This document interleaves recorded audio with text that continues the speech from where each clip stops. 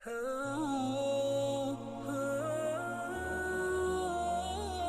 محمد مصطفیٰ صلی اللہ علیہ وآلہ وسلم نے فرمایا، جب جنتی جنت میں اور دوزخی دوزخ میں داخل ہو جائیں گے، اللہ پاک فرمائے گا، جس کے دل میں رائی کے دانے کے برابر بھی ایمان ہو، اس کو بھی دوزخ سے نکال لو۔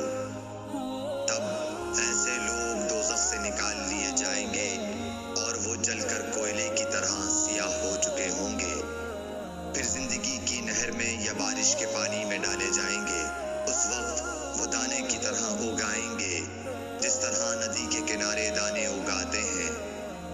کیا تم نے نہیں دیکھا کہ دانہ زردی مائل پیچ در پیچ نکلتا ہے؟